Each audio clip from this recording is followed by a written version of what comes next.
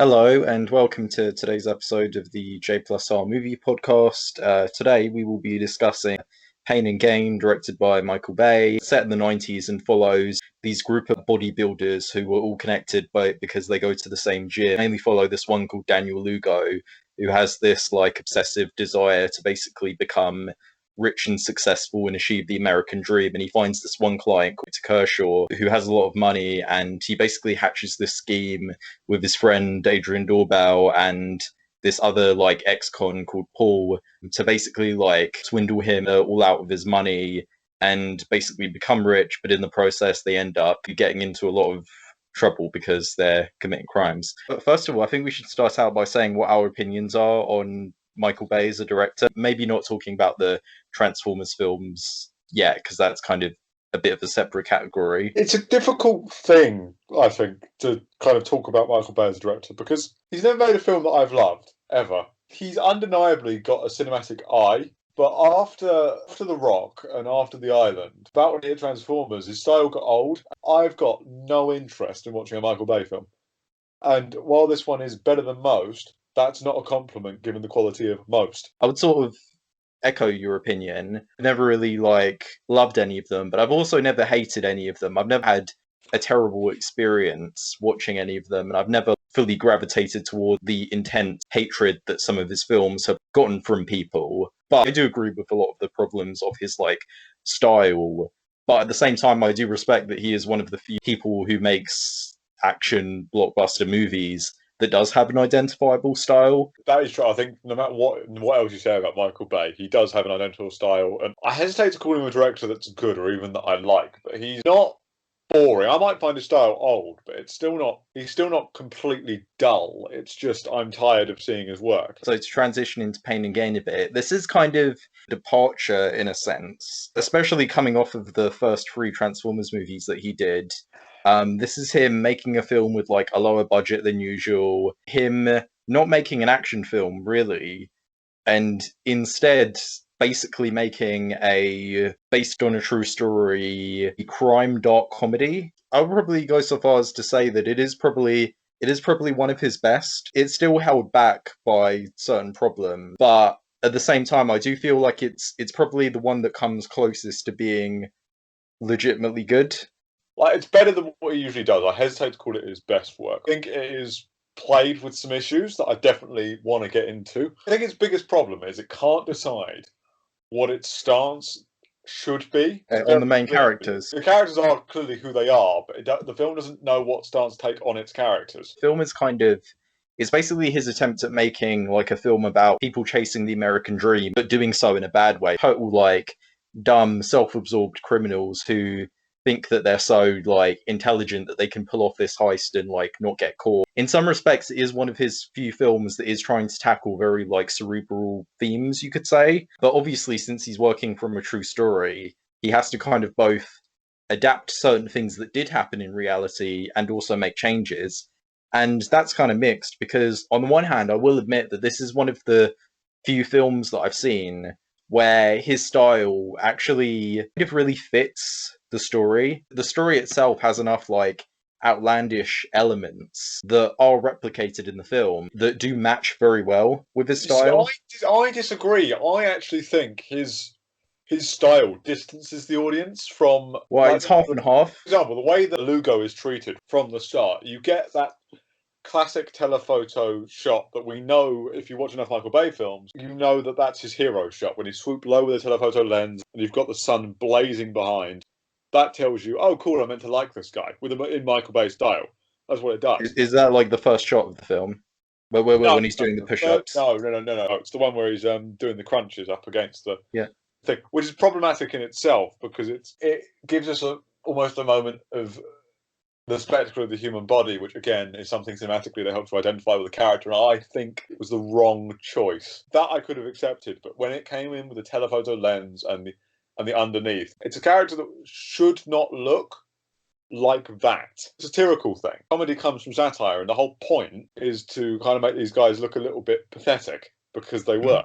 The way that it's... I don't think the direction ever makes the same point that the script is trying to make. Exactly. I don't think the direction and the script match up at all. And I think it becomes a problem. And I think it's moments like that become the problem, because I think the way the direction works is you over-identify with the characters, especially because they're played by charismatic Hollywood actors, which helps. But when they get treated with the hero shots and the glamour shots, it kind of takes away from what they're doing, which is extortion and murder for selfish reasons. I do kind of agree, but I also think it's weirdly suitable, not just the types of like camera shots that they use, but also just the aesthetic, the direction and editing as well. It's very, very appropriate for a story that is from their perspective, because I feel like in some ways it sort of puts you in their mindset, kind of more in the first half, because the first half more directly follows them, whereas in the second half we kind of go into the perspective of Ed Du Bois, who is basically the private investigator that is trying to take them out. So then you could argue like it's more out of place. But in the first half, I feel like it's very appropriate. Initially, it sort of gives you an idea of what they're looking for, and what they want. So it's a bit of a weird blend for me, but I still see your point.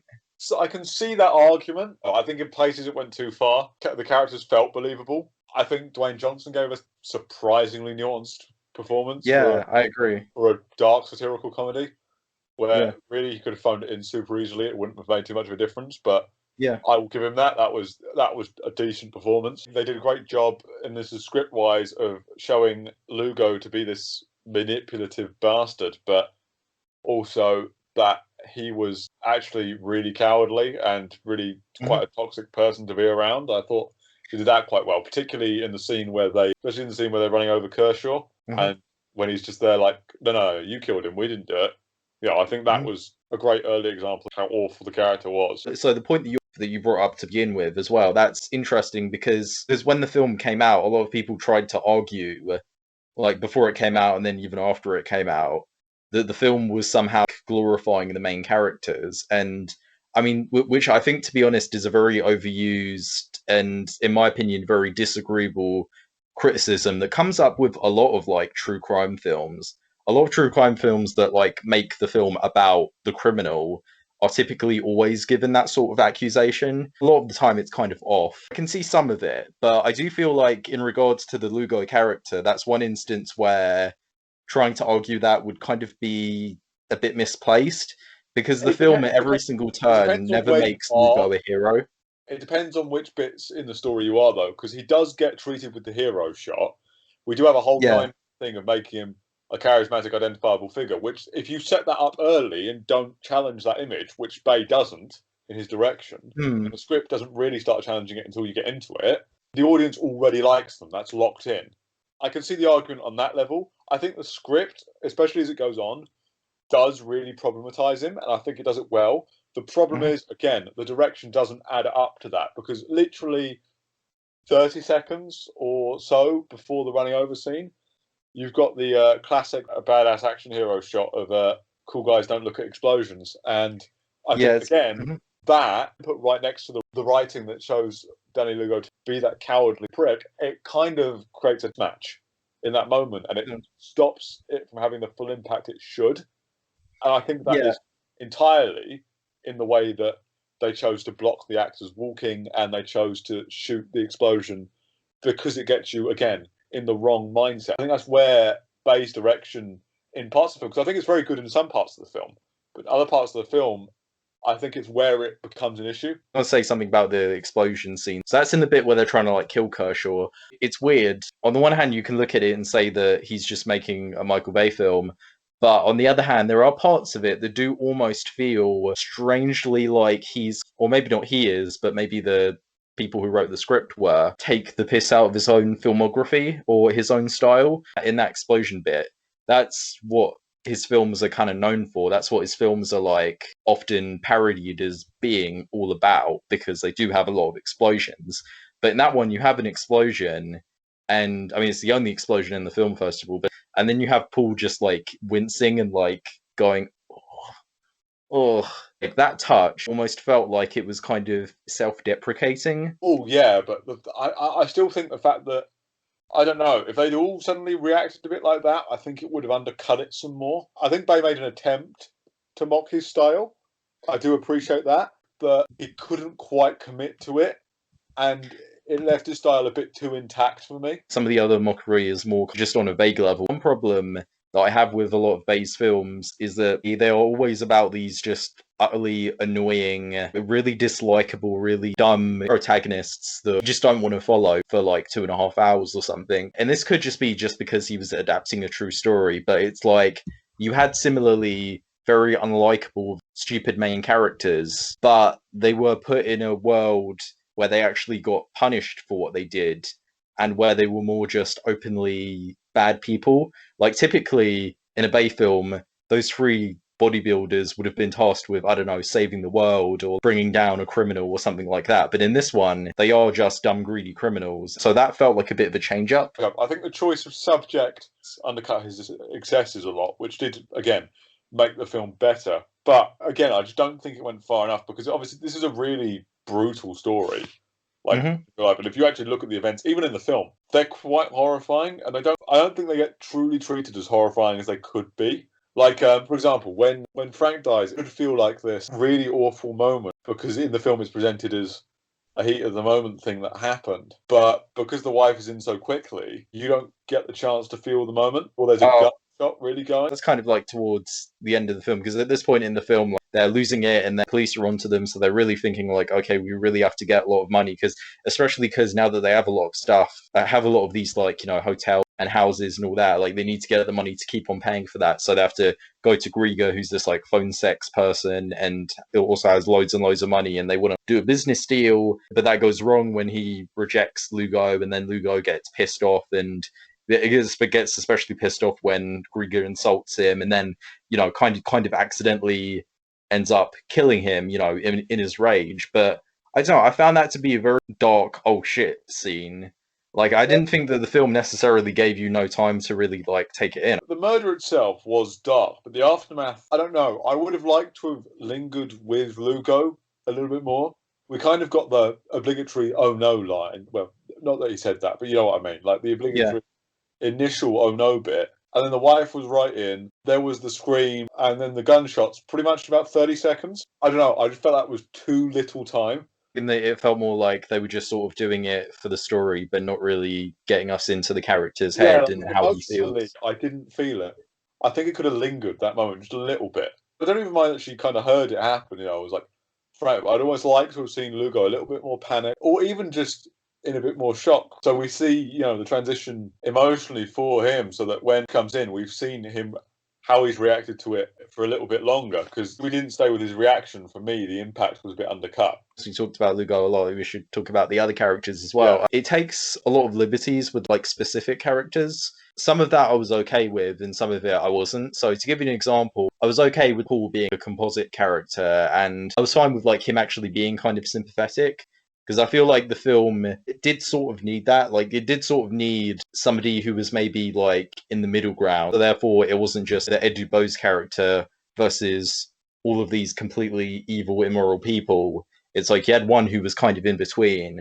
And I thought that the addition of that actually added a lot of, like, nuance. And you are right that Dwayne Johnson actually showed that he can act really well. And he played both a funny, stupid, tough guy, but also a very damaged, broken, guilt-ridden person who didn't really want to like hurt anybody, but ended up joining this gang, doing these bad things, spiraling into cocaine addiction and also greed as well. His arc was well done to me. Like if there's any sort of emotional center in the film, it's probably him.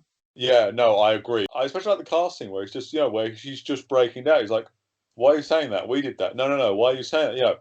You could see that misunderstanding there, and that almost failure to quite accept it in the moment. I thought that was great, and especially as he tries to kind of humanize a lot of people, and the fact that he always seems to have this protective side to him throughout the film, but that you kind of see in the scenes with him and Victor. He actually is like fairly nice, even though they've kidnapped Victor and like tied him up. He is being fairly nice to him, but that doesn't completely like lead to any sort of change. Like you have that bit where Victor is like just tied up on the sofa and he tries to run out and Paul just knocks him down, and you have that other bit later on when he's like feeding him alcohol, and at first it seems fine, and then he's like, oh, I'm gonna tell Jesus what you did, and then you see the turn. Other things as well do create a good, like, it makes you able to like sort of understand why he has this like kind of dark moral turn in a sense, but Also, it makes you still like feel bad for him as well. But I think the weakest of the three leads is probably Doorbell, and Yeah. there's a few reasons why that is. I think the main reason is because of the changes they made from the true story. Yeah, like for example, in the true story, he's the one that actually killed, Frank. Krieger, yeah. Which I think is a really weird change, to be honest. I can sort of understand why they made it, but the problem is that because they made that change and because they made the change to have not him be the one who suggests going to Krieger in the first place, but to have Paul be the one who suggests it, and changes to make him less of a loose cannon psychopath that he was in reality, I do feel like as a result of removing a lot of important stuff, it means that he just sort of feels like his place in the story. He doesn't really have much of a clearly important purpose. Like the only important thing that he does is he's the one who kills Grieger's wife through like injecting her with like tranquilizer too much, which is a very important moment. But aside from that, I don't know. I thought he comes off as too normal, too much of a straight man. I feel. Yeah, he comes across as both too much of a comic idiot and too much of a straight man, depending on where he is. And I think doing that again, it undercuts who he was in real life, and almost makes him a character that you can kind of write off, like involved, but not like with any real malice. And I think that's a real disservice. Don't make him to be like out to be like a good guy necessarily, because he's still all for the stuff that they're doing, but they don't write him also as being quite as bad as Lugo. It almost seems weird that he is up for the stuff that Lugo is doing. And I wonder if the film was just trying to make a point that greed and excess is something that's universal no matter what kind of a person that you are. But if him in reality was basically the crazy one, then they probably should have just retained that, maybe. It might have been more interesting. Even if they progressed it, it might have been more interesting to see how the hype man reacted to that. You didn't even have to break the focus on Lugo. Just like the challenge to his whole philosophy, which is all, this pop psychology, you can seize whatever you want, yada, yada, yada, all that rubbish. Like almost excessive positivity taken too far. Right counterpoint to what that could have done, but it didn't do that. And as a result, Lugo didn't change in the slightest going forward. At the same time, I kind of like that. Like, I feel like the way that they characterized Lugo, it kept the film on point in terms of its, like, themes, like what it was trying to explore. And it also kept the tone on point as well. Because, I mean, it is a very dark film in some respects. And I feel like Lugo's characterization kind of helped maintain that darkness. Even though there is humor with him, I feel like that maintained the darkness. I know it's hard because I think in some ways that's true, in some ways it's very much not. I think the way they did the humor did really screw things up for him because I think he was made too likable. I think at best he was just made to like be able to put on the air of being a likable nice guy, but I feel like the film pulled that veil and showed that underneath that he was basically just a sociopath, that he didn't actually care about anybody and that he only cared about himself. A part of that is Mark Wahlberg's star image, because somehow he's quite he's got quite a likable star image. I thought that there were certain key moments that really to me portrayed that. And even in the direction, so to give you an example, right? And this is probably my favorite scene in the film. In the first bit where they bring Kershaw into the warehouse, Lugo's putting on like a Hispanic accent to try and like throw Victor off, and then Victor like recognizes him. Lugo just like flips out, beats him up, and then takes off the mask once he realizes that Kershaw knows who he is. I thought that was a really good scene, and I thought it was a really intense scene, and it's one that to me, you're gonna focus on direction. Like it portrayed Lugo as this tough, kind of psychotic person who really just wanted everything that Kershaw had in that particular scene, and in many other scenes as well. That was what was being conveyed through, not just through what was going on screen, but also through the direction. I didn't think that scene was portraying him in like a good light at all. I don't think that scene portrayed him in a particularly good light. That scene worked really well because it was quite uncomfortable. It was the first time you got uncomfortable around him, really. And it was a good switch because you kind of got the point of, oh, there are some deep-seated issues here, which worked really good. But again, I think it's all got to do with charisma. The problem is we're used to liking not nice people in cinema. We are. But I mean, look at Patrick Bateman. There are people that kind of like the way he is because it's charismatic for the most part, or it's interesting with insight, or Hannibal Lecter or things like that. You get people that attach that. They do worse things than Lugo does in this film. To be fair, they are more likable, so I will give pay credit on that. He doesn't make Lugo a beloved villain that you kind of love to hate sort of thing. At the same time, my reaction to Lugo isn't, you bastard. It's, okay, I'm interested to see where this is going. I should be thinking a lot more, especially in the moment where he just straight up kills a guy for calling him an amateur. I shouldn't be thinking of him as a protagonist who needs to get out of a situation. I should have that moment to be like, you utter bastard. That's, I think, is my problem with Lugo. I think, like I said, the script doesn't really put too much of a step wrong with it. Quite a few of the scenes, it's directed well. Like that interrogation scene, you do it. That car scene, he seems a bit off. And that scene, there are scenes that show him as just how fake he is, like when he does the Neighborhood Watch bit. In terms of like Wahlberg's casting, I mean, I don't necessarily think that Wahlberg has a likable image, but whenever I see him, I just think to myself, "You're a douchebag." And in that sense, I feel like he's kind of fitting for the Lugo character. I'm not saying he can't be charismatic; he can be. It just depends on the role that he's given. And in this film, in certain select scenes, he is, and sometimes that works, and in other scenes, maybe it doesn't work as well. If they had cast a different actor, that probably effect might have been lessened. But at the same time, I think some of that was needed because I think you needed to see how he could maybe hide his true self or how he could get other people to do his bidding. Yeah, no, I get that. I think the thing that did it for me, because he was established so early, the first image of him is very positive and very charismatic.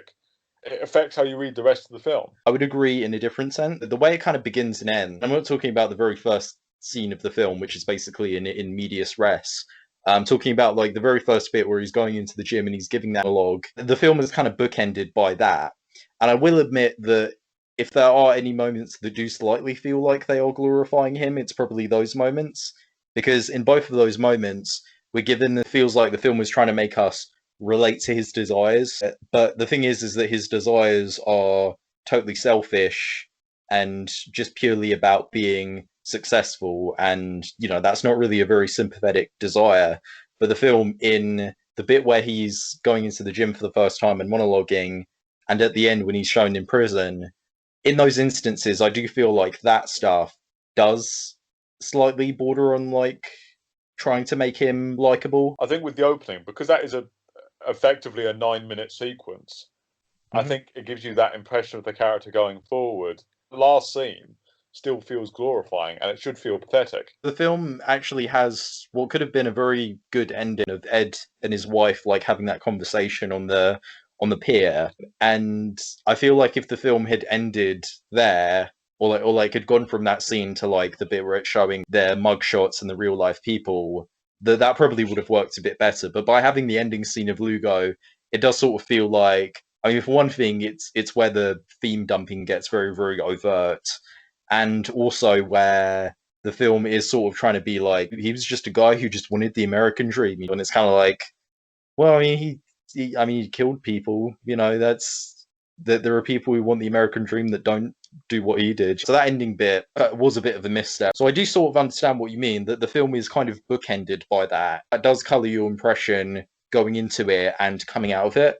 But I feel like everything in between is on point in terms of like more stuff about his like style. I do think his style is a bit mixed in this film. I do think that there are some very good like flourishes. Like to give you an example, the uses of freeze frames I actually thought were quite good.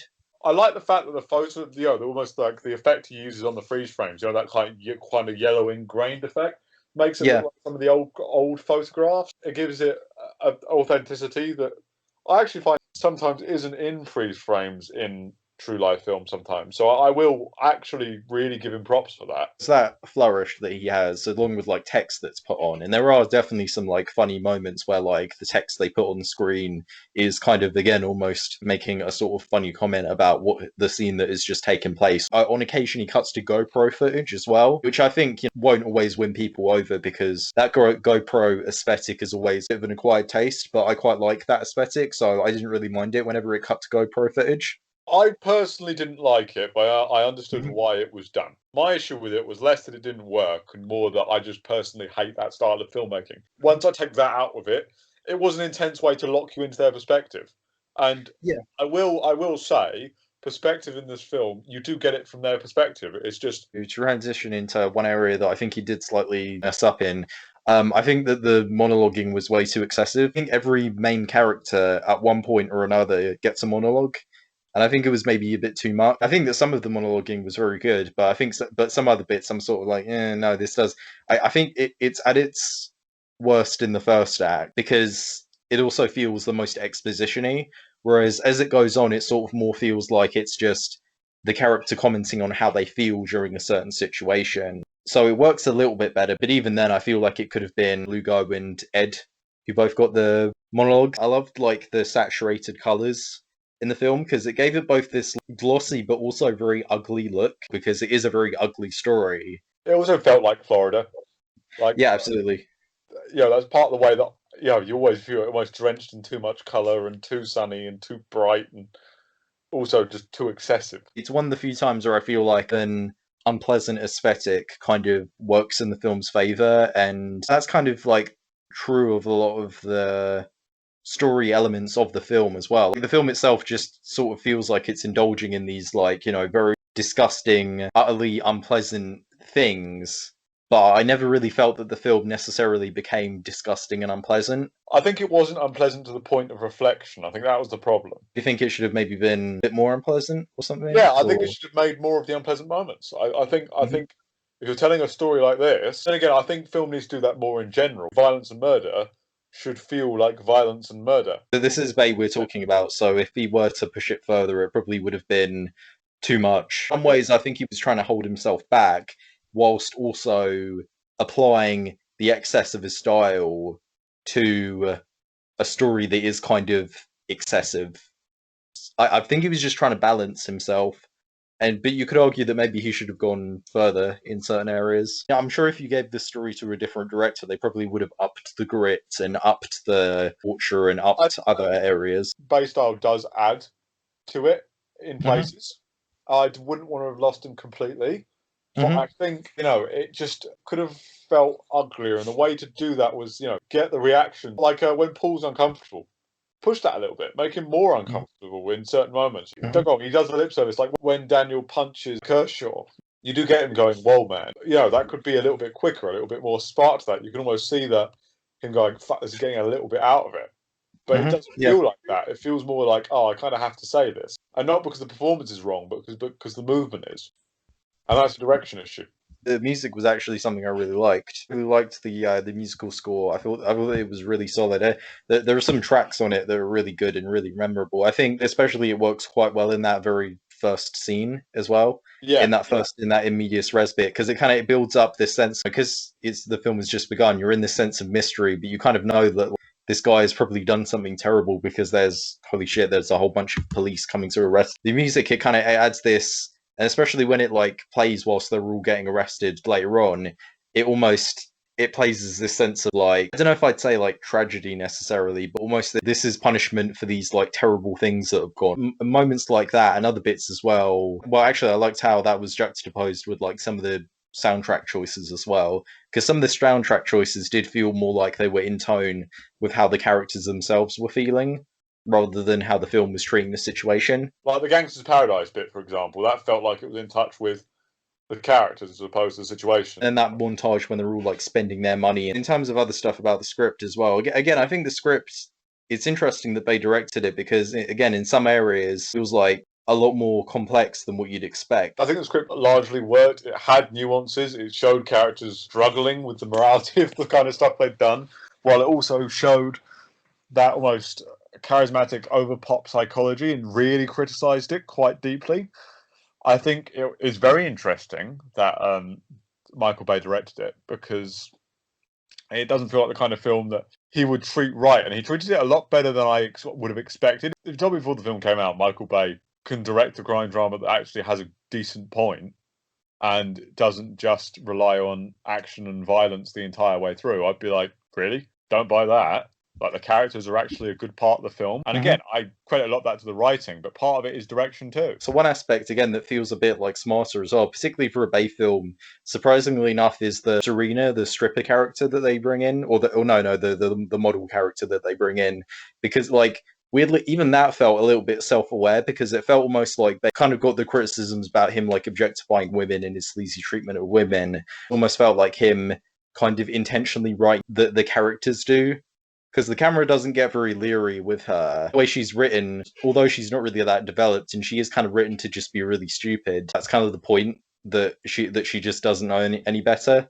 And that actually does lead to some very funny moments, like particularly at the end when she's on the court stand and she still thinks that they're part of the CIA. That moment and several other moments are surprisingly funny. You know, typically in all Bay films, the humor is really cringeworthy and uncomfortable, but there are actually, I would say, quite a few funny moments in this film. I'd agree with that. I think there are points in this film where there is genuine humour. Don't go wrong, you get the Bay's traditional use of more sexist jokes and things like that throughout. Like, when you've got the guy was like, was trying to justify to his wife how he'd responded in the neighbourhood watch situation. I was like, oh, yeah. Okay, that's a Bay joke. You did have other moments, like Du Bois III when he first met Paul and Paul's reaction to him. I found that quite funny.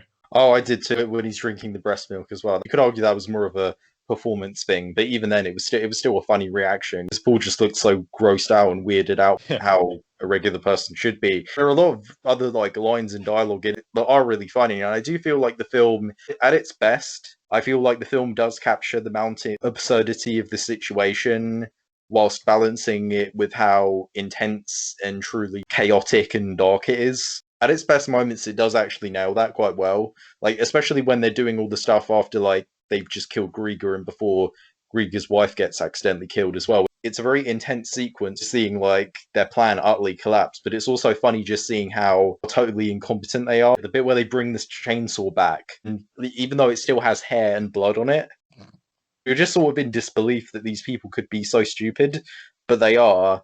And I think there are moments where you just sit there and you go, surely not. Like, they can't be this. That was a really decent bit of. I don't know if it's editing. I don't know if it's direction. I don't know if it's script. Off the top of my head, but I think it's to be more a combination of all three. When he was grilling the hands and they put "This is still a true story," that was, I know, hilarious. They did it in a moment that did happen, but wasn't being done by that person. So, but even then, it's still enough to where you could still say that, putting that disclaimer, and even that I don't think that disclaimer was necessarily supposed to apply to just that action, but it was supposed to just apply to everything that had happened up until that point. I completely agree with that. At the start, it says, "Unfortunately, this is a true story," and then they kind of take that same bit and it's more applied for like dark humor to say like, oh, by the way, just in case you forgot this, all of this stuff, well, most of this stuff still happened. Again, I do slightly feel like Bay's style actually fits, because I feel like if this were done by a different director, then that chaos couldn't really have been captured, or wouldn't have been captured as well. Overall, I mean, the film, it's definitely a mixed bag. At the same time, though, I don't necessarily think that it's like that for lack of trying. Like, I feel like with this film, he did really, really try. Yeah, And the effort is clear. The effort is really clear. I personally don't think it came off as well as it should have done, but I would love to see something like that again from Bay. Different story and slightly curbing back some more in his excesses and treating some of the more horrible events as a thing. And I think if he could do those three things, I think he could make a great film in this kind of vein. I mean, he did that like 13 Hours movie that I haven't seen, but from what people have said, apparently Benghazi film apparently was actually like quite mature and a bit more held back for his films. But I'll have to check that out. Overall, Rob, would you recommend this film? It's one of his less bloated films, makes it a bit easier to recommend. Because a few of his films, like, I could try to, but they're just too long and they're too annoying and too loud. But this one, it's a bit more of an easy watch, despite the story elements that are in it. Because I feel like, because his style fits more, but also because he does at least curb back on. I mean, he curbs back on the explosions and the action, making it like 2.5 hours. It's a more easy watch than his other films. Yeah, I agree with that. And objectively speaking, on a filmmaking level, on a kind of character level, it is one of his better ones, because I did feel like there was genuine substance. But at the same time, though, again, it is like held back by certain things, and I do feel like that maybe if he held himself back even further, then he could have made his first like truly great film. I would still call it decent. I would still recommend it. Yeah, I'd agree. I would recommend this film because it can show Bay isn't one trick horse. If you're a fan of Bay, don't go in expecting completely his usual, because you won't get it. If you're not a fan of Bay, don't expect a masterpiece, but keep an open mind. It's absolutely part of that genre that's occupied by other films like Wolf of Wall Street, I, Tonya, and stuff that are similarly like darkly comedic crime movies that are about very unsympathetic people. I would recommend The Wolf of Wall Street over this film, but I would say that they would make for a good double feature. I wouldn't go quite that far because I feel like unless you started with Pain and Gain, because if you went Wolf of Wall Street and Pain and Gain, I think you'd be massively disappointed. But I agree they're in the same vein. Wolf of Wall Street is better for a few reasons, but I think one of the reasons is that I think Wolf of Wall Street does slightly manage to more effectively balance showing Belfort as this bad person, yet also get why people would like him and why his lifestyle is, to the outside eye, seemingly enjoyable. Like, I'm not going to spoil it for anybody who hasn't watched it, but the ending of Wolf of Wall Street versus the ending of Pain and Gain is like night and day. Next time we will be discussing, as I said last time, another kind of Bay-related film, Bumblebee.